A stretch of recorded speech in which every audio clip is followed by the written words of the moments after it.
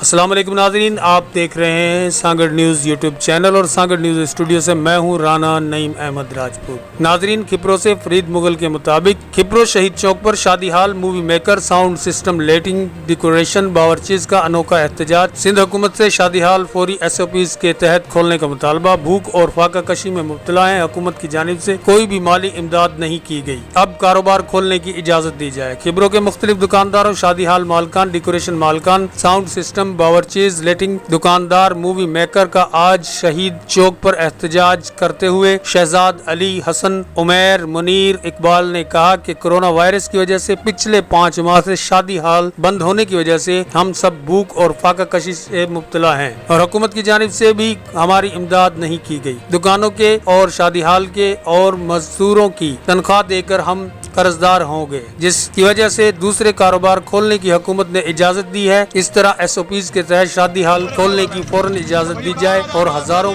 افراد کی فاقہ کشی ختم کی جائے۔